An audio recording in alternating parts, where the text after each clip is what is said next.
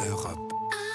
Europe 1. Bonjour Marion Lagardère. Bonjour Patrick, bonjour Julie, bonjour à tous. Et donc, on en parlait avec François Hollande, beaucoup de réactions à la phrase d'Emmanuel Macron, on met un pognon de dingue dans les minima sociaux et les pauvres restent pauvres. Oui, et ce qui est bien avec la presse, c'est bien que si vous avez du mal à interpréter cet extrait de pensée complexe, sociale, pas sociale, et bien passez là au tamis des éditos et vous y verrez immédiatement plus clair. Ah ben je suis client parce que moi j'ai pas compris. Ouais. Alors par exemple le quotidien libéral, l'opinion formidable, Emmanuel Macron veut lutter contre l'aveuglement du toujours plus d'argent distribué, c'est la voie de l'efficacité, écrit Nicolas Bétou, qui, prudent, note qu'il reste à traduire ses propos en actes. À droite, qu'en pense le Figaro? On respire, lance Gaëtan de Capelle, pas de chèque, pas de nouvelles prestations en vue, on nous promet d'en finir avec l'assistanat, mais, conclut-il comme l'opinion, il faut que ça se traduise en économie. Allez, pour bien vérifier, un petit coup d'œil à gauche, pour Laurent Geoffrin dans Libération, la réflexion présidentielle rejoint les préjugés les plus éculés de la bonne bourgeoisie.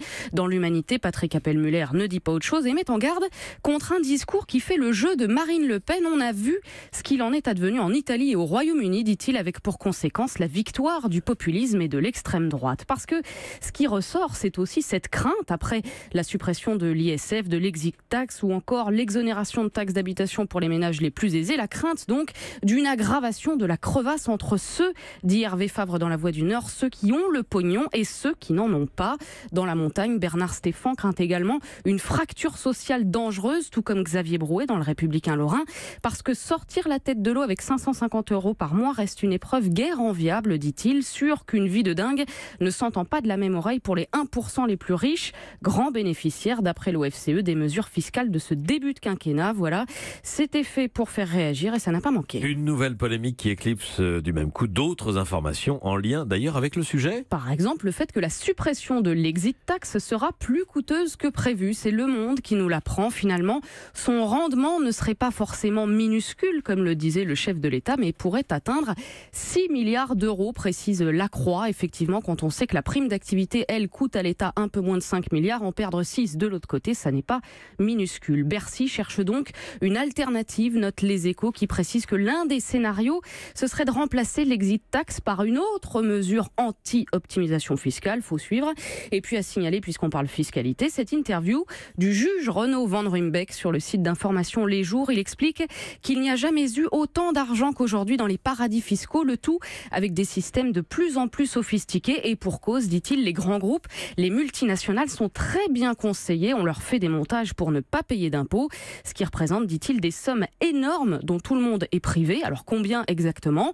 Réponse dans l'Express et son dossier de une. Fraude fiscale, le défi. D'après les estimations du syndicat Solidaire Finances Publiques, explique l'Express, le montant annuel de la fraude fiscale atteindrait 75 à 80 milliards d'euros chaque année, auquel il faut ajouter au moins 20 à 25 milliards au titre de l'optimisation fiscale agressive et de la fraude sociale. Un pognon de dingue, comme dirait notre président, enquête de Laurent Léger à lire dans l'Express. Enfin, ce qui éclipse vraiment tout, évidemment, c'est la Coupe du Monde de foot. Oui, l'honnêteté commande de vous le dire. Le mondial en Russie est donc en une de Libération, Le Monde, Le Parisien, La Dépêche du Midi, Le Berry Républicain, Var Matin, La Provence, Midi Libre, Ouest France, L'Est Éclair et j'en passe. L'équipe titre malicieusement Danse avec les Tsars. Paris Match fait sa couverture sur Zidane, un rêve français.